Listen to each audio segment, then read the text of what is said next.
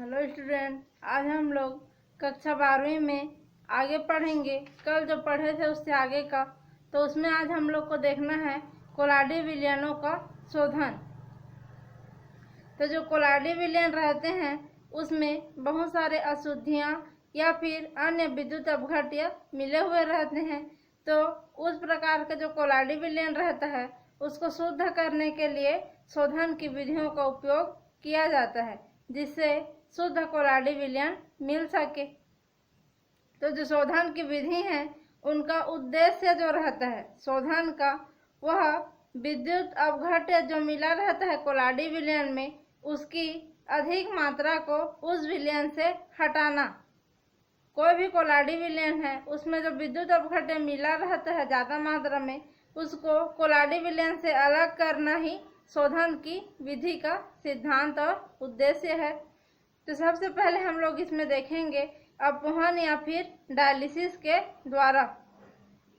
तो जो कोलाडी विलयन रहता है उसमें क्रिस्टलीय जो अशुद्धि रहता है उसको जंतु झिल्ली या फिर वनस्पति झिल्ली, जीवों के शरीर से जो झिल्ली मिलता है उसको, या फिर जो प्लांट से या फिर वनस्पति से झिल्ली मिलता है उसके द्वारा जल में प्रवाह करके दूर कर सकते हैं। और इसी विधि को कहा जाता है डायलिसिस या फिर अपवहन।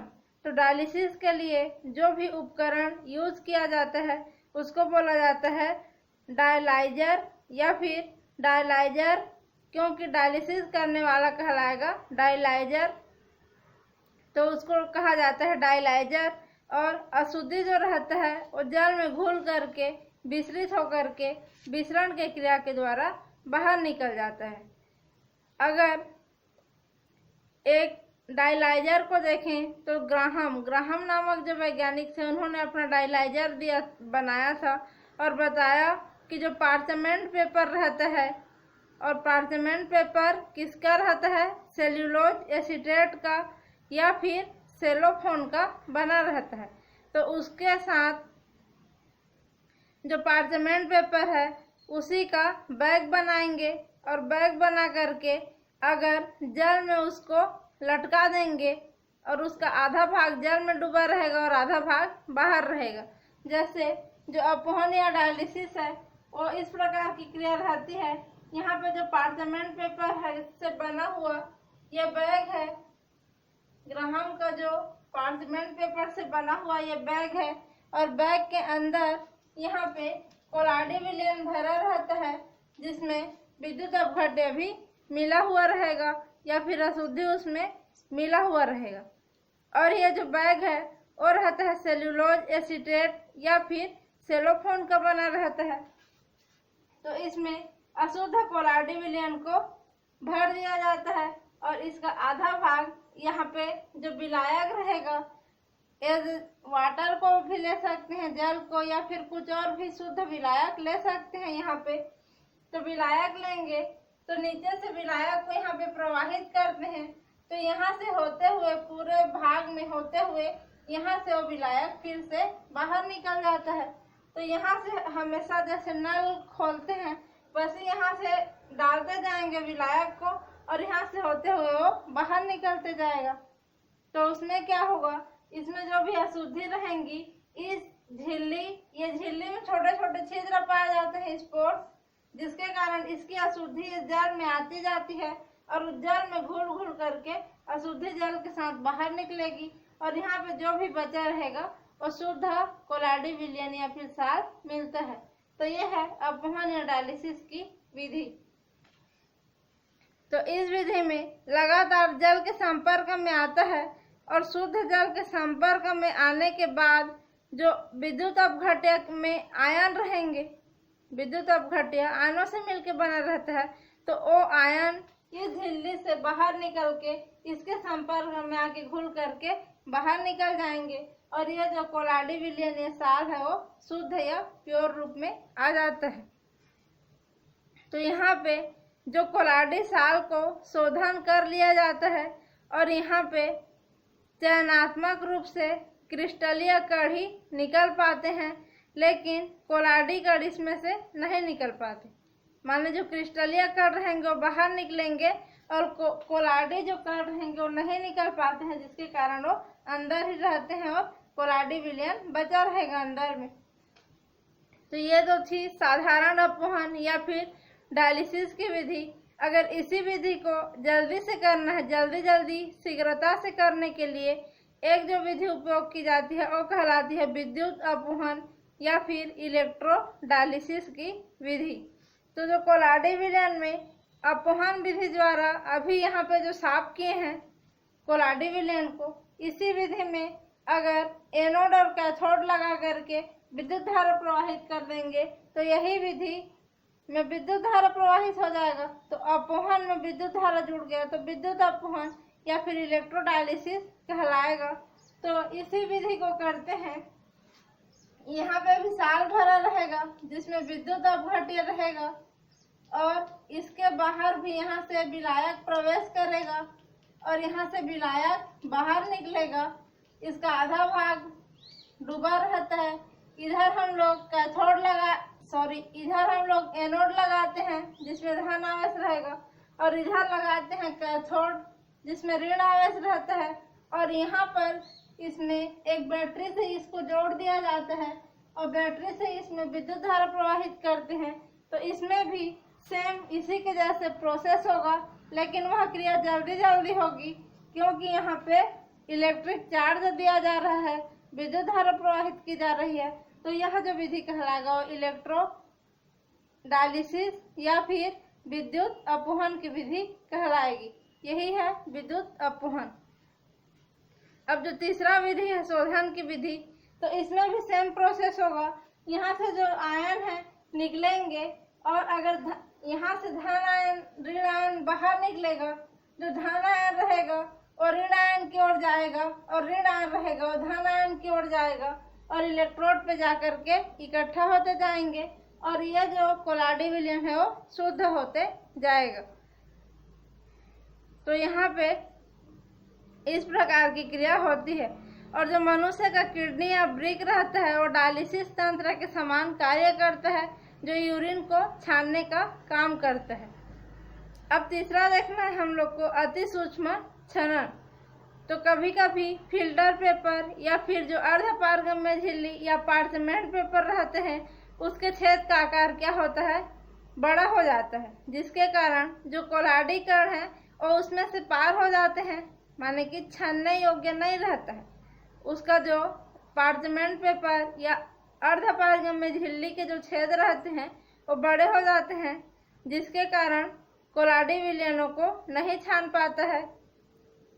इसलिए क्या करते हैं, उसमें अल्ट्रा फिल्ट्रेशन या फिर अति सूक्ष्म छनन का उपयोग करते हैं।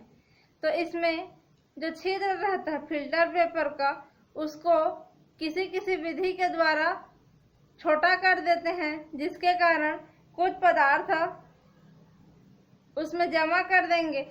जैसे झिल्ली बड़ी हो गई है तो इसमें कुछ पदार्थ जमा कर देंगे तो ये छोटा हो जाएगा, या फिर कुछ ऐसी विधि का उपयोग करेंगे जिसके कारण इसके छिद्र जो है छोटे हो जाएंगे। तो इस प्रकार से जो छेद रहता है उसको छोटे करने का काम करते हैं, जिसके कारण कोलाडी कण उसमें से बाहर नहीं आ पाते हैं और आसानी से छन जाते हैं। तो इसमें से फिल्टर पत्र को अति सूक्ष्म फिल्टर पत्र कहते हैं। बड़ा वाला कण रहेगा उसको छोटे करेंगे तो जो छोटा वाला फिल्टर पेपर बनेगा, छोटे छिद्र वाला, वो कहलाएगा अति सूक्ष्म फिल्टर पेपर। और अति सूक्ष्म फिल्टर पेपर से जो विलयन रहेंगे उसको आयनों के आकार के आधार पे, ग्रेडिंग के आधार पे या ग्रेड के आधार पे छान लिया जाता है और जो अशुद्धि रहती है उनको प्रभावशाली ढंग से अलग कर दिया जाता है। तो यहाँ पे ये इस प्रकार से रहता है। यह अर्धपारगम्य झिल्ली और यह जो लगा रहता है और रहता है तार की जाली में लगा रहता है। ये वाला झिल्ली तार की जाली में लगा रहेगा। यह जो कण है जो छानने के लिए रहते हैं और इधर से हम लोग गैस प्रवाहित करते हैं, तो जो एयर या वायु का प्रेशर है यहाँ पे काम करेगा। प्रेशर डालेंगे तो ये जो कण है इस झिल्ली से छनेंगे और जो विद्युत अपघट्य युक्त अति सूक्ष्म जो झिल्ली है और यहाँ पे एक लेयर का और रहता है। यह जो तार के जाली में लगा हुआ अर्धपारगम्य झिल्ली है, उसके बाद जो विद्युत अपघट्य वाला अति सूक्ष्म या अल्ट्रा फिल्ट्रेशन जो फिल्टर पेपर रहता है वो यहाँ पे लगा रहता है, जिसके कारण यहाँ से आकर के छानने के बाद यहाँ पे जो कोलाडी कण है उसका निस्यन यहाँ पे आएगा। तो इस प्रकार से इसमें अल्ट्रा फिल्ट्रेशन की प्रक्रिया की जाती है। जो कोलाडी विलयन रहता है उसमें क्रिस्टलीय पदार्थों को ही अल्ट्रा फिल्ट्रेशन के उपयोग करके अति सूक्ष्म छनन द्वारा दूर करते हैं। अब हम आगे देखेंगे कि जो कोलाडी विलयन है उनके क्या क्या गुण पाए जाते हैं। तो अब हमको देखना है कोलाडी विलयनों के गुण। तो पहला आता है उसके भौतिक गुण। तो भौतिक गुण में देखेंगे तो सबसे पहले उसमें विषमांगता पाई जाती है, माने कि जो कोलाडी विलयन है उसमें दो प्रकार की अवस्था पाई जाती है, परिक्षिप्त प्रवस्था और परिक्षेपण माध्यम।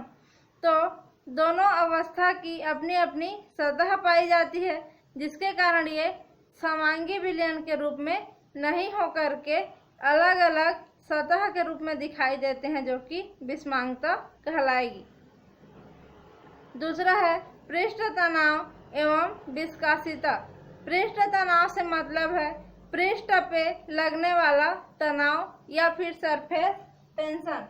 जैसे यहाँ पे कोई द्रव भरा हुआ है और इसके सतह पे कोई कण है, तो यहाँ पे जो कण है उसको पे चारों दिशा से बल लगेगा, जिसके कारण ये संतुलित स्थिति में रहेगा। लेकिन जो सतह पे कोई कण है उस पे केवल अंदर की ओर बल लगेगा, क्योंकि इधर कोई कण इसको नहीं घेरा हुआ है। किसी भी विलयन के अंदर जो कण रहेगा वो विलयन में चारों दिशा से बल का अनुभव करेगा इस विलयन के कारण। लेकिन सतह पे अगर कोई कण है तो केवल वो अंदर की ओर बल का अनुभव करेगा, बाहर की ओर इसको विलयन नहीं घेरा है। तो विलयन नहीं होने के कारण बाहर की ओर यह बल का अनुभव नहीं करेगा। तो इस पे एक प्रकार से असंतुलन की स्थिति आएगी और केवल अंदर की ओर ही इस पे तनाव आएगा। टेंशन माने तनाव या बल की स्थिति केवल अंदर की ओर आएगी। तो सरफेस पे स्थित किसी भी कण पे अंदर की ओर जो तनाव या बल लगता है वही कहलाता है सरफेस टेंशन। तो जो पृष्ठ तनाव बोलते हैं उसको, तो जो द्रव विरोधी साल रहता है उसमें पृष्ठ तनाव और विस्कासिता का जो मान रहता है लगभग एक समान रहता है। अब दूसरा शब्द आया विस्कासिता। विस्कासिता से मतलब है गाढ़ापन, जिसके कारण बहने का गुण उसमें कम पाया जाता है किसी भी द्रव में। जैसे पानी आसानी से बहता है, दूध भी बहेगा, और तेल को भी ज़्यादा अगर डालेंगे तो बहता है, लेकिन पानी और दूध की तुलना में धीरे धीरे बहता है। तो पानी की विस्कासिता का मान ज़्यादा होगा, या श्यानता भी बोलते हैं उसी को। तो पानी, दूध और तेल को देखेंगे तो जो तेल है उसकी श्यानता या विस्कासिता का मान ज़्यादा होगा, और तेल की अपेक्षा में पानी और दूध की विस्कासिता का मान कम होगा। माने कि जो बहने का गुण है उसमें जो प्रतिरोध या बाधा उत्पन्न होती है उसी को बोला जाता है श्यानता या फिर विस्कासिता। इसको आप लोग 11वीं में पढ़ चुके हो। तो जो द्रव विरोधी साल रहता है उसमें पृष्ठ तनाव और विस्कासिता या श्यानता का मान माध्यम के लगभग समान रहता है। लेकिन जो द्रव स्नेही साल रहता है उसमें पृष्ठ तनाव और विस्कासिता या श्यानता का मान जो माध्यम रहता है उससे अलग अलग पाया जाता है। तीसरा है रंग। तो जो कोलाडी विलयन रहते हैं उनका जो रंग रहता है वह, उसमें जो भी कण रहेंगे कोलाडी विलयन में उसको क्या कण बोलेंगे? परिक्षिप्त कण बोलेंगे। तो जो परिक्षिप्त कण हैं वो प्रकाश के तरंगदैर्ध्य के आधार पे उसका प्रकीर्णन करेंगे। तो जो परिक्षिप्त कण हैं वो किस प्रकाश को प्रकीर्णित कर रहे हैं उसके आधार पे उसका रंग निर्धारित होता है। और जो प्रकीर्णित प्रकाश रहते हैं उसके तरंगदैर्ध्य के आकृति और आकार पे उसका रंग निर्भर करता है। उदाहरण के लिए जो सिल्वर का साल रहता है, सिल्वर माने चांदी का, एजी का जो साल रहेगा उसका रंग कणों के आकार में, उसके कण जो रहेंगे उसके आकार में परिवर्तन के कारण उसका रंग भी परिवर्तित होता जाता है। उसके बाद ये तो था भौतिक गुण। अब दूसरा देखेंगे हम लोग अणु संख्या गुण। अणु संख्या गुण माने वे गुण जो अणुओं की संख्या पर निर्भर करेंगे, अणु संख्या गुण कहलाएंगे। तो जो कोलाडी विलयन रहता है उसमें परिक्षिप्त प्रावस्था के रूप में और परिक्षेपण माध्यम के रूप में, परिक्षेपण माध्यम के भी कण रहेंगे और परिक्षिप्त प्रावस्था के भी कण रहेंगे। तो उनके कण के कारण उसमें जो गुण पाया जाएगा वो कहलाएगा अणु संख्या गुण। तो जो कोलाडी कण रहते हैं उसमें हजारों की संख्या में अणु या परमाणु पाए जाते हैं, जिसके कारण जो कुल कणों की संख्या रहता है उसमें उसकी सांद्रता के कारण जो वास्तविक विलयन से काफ़ी कम रहते हैं, क्योंकि जो वास्तविक विलयन के कण छोटे छोटे रहेंगे, जिसके कारण जैसे ये एक कण है, इसी को छोटे छोटे भाग में तोड़ दिया जाए तो ये 10 टुकड़ा हो जाएगा। तो 10 टुकड़े के लिए अणु संख्या गुणधर्म का मान ज़्यादा मिलेगा और इस एक टुकड़े के लिए एक ही अणु संख्या गुणधर्म मिलेगा। और 10 टुकड़ा होगा तो 10 अणु संख्या गुणधर्म 10 गुना हो जाएगा। तो कोलाडी विलयन का आकार वास्तविक विलयन से बड़ा होता है, जिसके कारण वास्तविक विलयन के लिए अणु संख्या गुणधर्म ज़्यादा रहेगा और कोलाडी विलयन के लिए अणु संख्या गुणधर्म का मान वास्तविक विलयन से कम पाया जाता है। अतः अणु संख्या जो गुणधर्म है, पहले हम लोग पढ़े हैं परासरण दाब, क्वथनांक में उन्नयन, हिमांक में अवनमन, इन सब का मान कोलाडी विलयनों में कम पाया जाता है एज कंपेयर टू वास्तविक विलयन।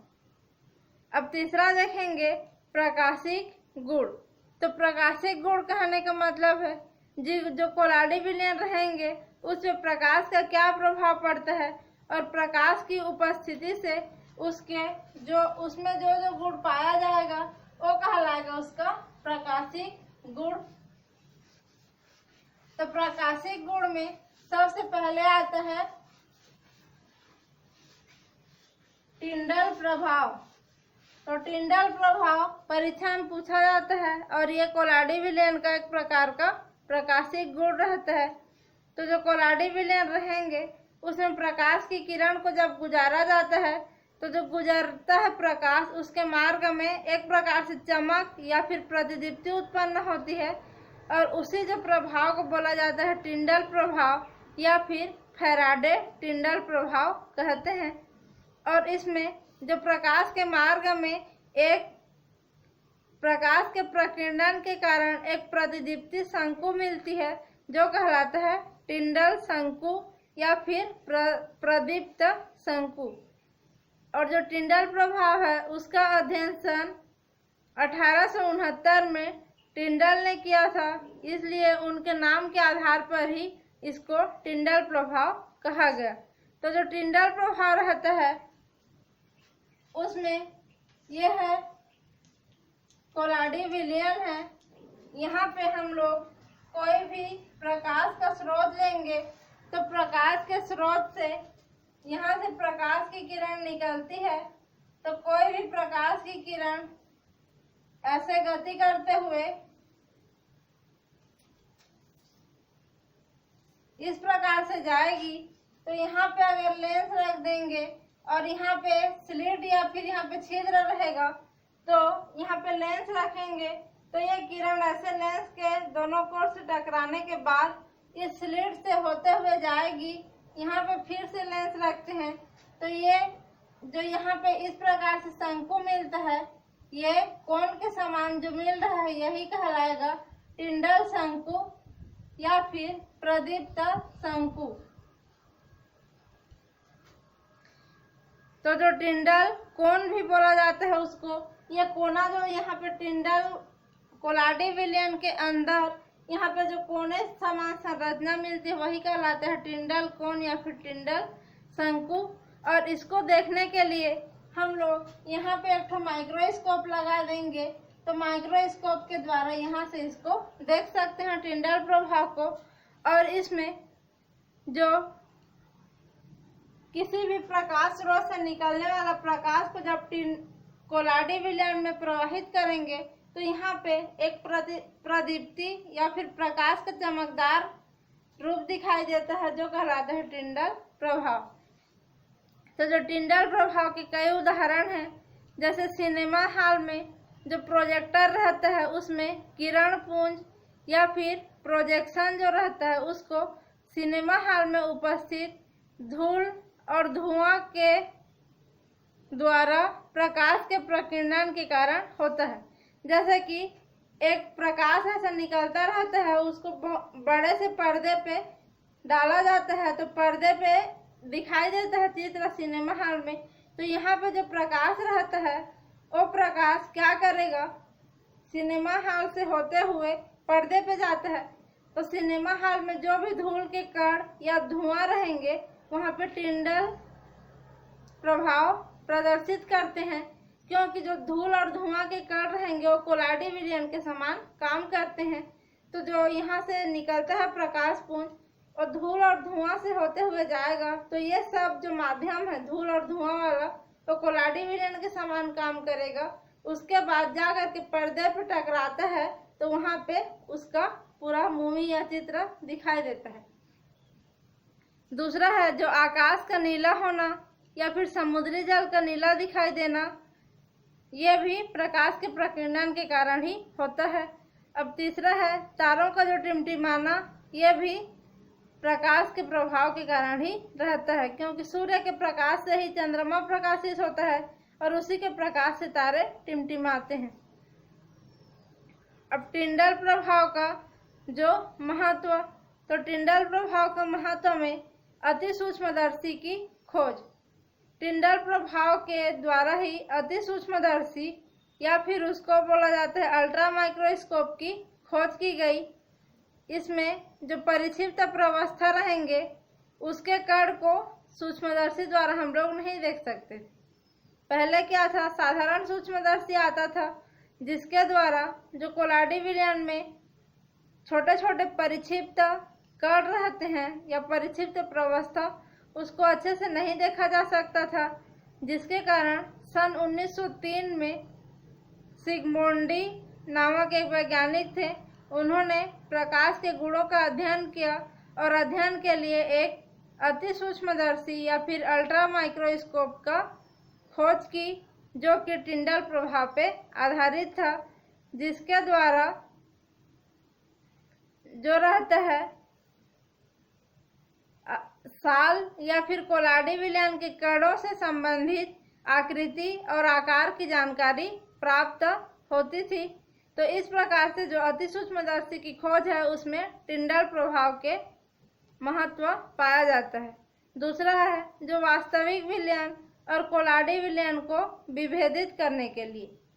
तो टिंडल प्रभाव का उपयोग करते हुए जब हम लोग एक प्रयोग करते हैं तो प्रयोग में क्या करेंगे, एक वास्तविक विलयन लेंगे और एक कोलाडी विलयन लेंगे, तो क्या होगा, प्रकाश की किरण को दोनों में से गुजारेंगे, वास्तविक विलयन से भी गुजारेंगे और कोलाडी विलयन से भी गुजारेंगे। तो जो वास्तविक विलयन है उसमें टिंडल प्रभाव या ब्राउनी गति नहीं दिखाई देगा माइक्रोस्कोप से देखने पे, लेकिन जो कोलाडी विलयन है उसमें आसानी से टिंडल प्रभाव और ब्राउनी गति दिखाई देगा। तो इसमें दोनों जो विलयन रहेगा उसमें अंतर कर सकते हैं कि कौन सा कोलाडी विलयन है और कौन सा वास्तविक विलयन है। तीसरा देखते हैं कि जो कोलाडी विलयन की विषमांगी प्रकृति, माने अलग अलग जो उसके सतह पाया जाता है उसकी प्रकृति को सुनिश्चित करने के लिए भी यहाँ पे टिंडल प्रभाव का उपयोग किया जाता है और उसकी अलग अलग अवस्थाएं दिखाई देती हैं। चौथा है उसका यांत्रिक गुण। तो यांत्रिक गुण में देखेंगे कि जो कोलाडी विलयन रहता है उसमें ब्राउनी गति पाई जाती है। तो जो ब्राउनी गति का मतलब है जिग जैग प्रकार का गति। तो जो कोलाडी विलयन के कण रहते हैं वो टेढ़े मेढ़े मार्ग से जिग-जैग गति करते हुए पाए जाते हैं, जिसको बोला जाता है ब्राउनी गति। और ब्राउनी गति का सबसे पहले जो अध्ययन है या स्टडी है रॉबर्ट ब्राउन ने सन 1827 में किया था। उन्होंने देखा कि जो पराग के कण रहते हैं, जल में जो भी पुष्प पाए जाएंगे उसमें पराग के कण निलंबन क्रिया के द्वारा गति करते थे। इसी के आधार पर जो कोलाडी विलयन है उसमें जो कण पाया जाता है उसकी जिग-जैग गति को परिभाषित किया गया। तो जो जिग-जैग गति है उसमें ये कोलाडी कण हैं, तो ये इस प्रकार से टेढ़े मेढ़े मार्ग से गति करते रहेंगे, जो कहलाएगा ब्राउनी गति। और जो ब्राउनी गति है उसमें कोलाडी कणों पर जो माध्यम के कण रहेंगे, परिक्षेपण माध्यम उसके असमान बौछार या फिर प्रहार के कारण रहता है।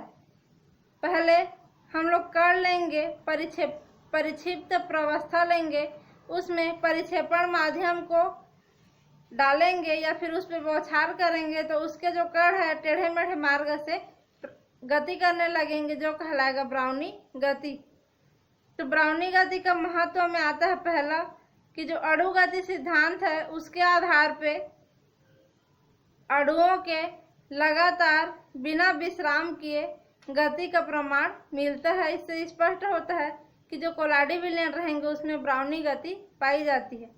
दूसरा है कि जो कोलाडी कण है उसमें गुरुत्व बल के प्रभाव को कम करता है, क्योंकि गुरुत्व का प्रभाव जहाँ पे पड़ता है वहाँ पे गति की अवस्था धीरे हो जाती है, लेकिन जो ब्राउनी गति रहेंगे उसके कारण गुरुत्व बल का प्रभाव उस पर कम पड़ता है, जिसके कारण वो नीचे की ओर आकर्षण अनुभव न करके लगातार गति करते रहते हैं।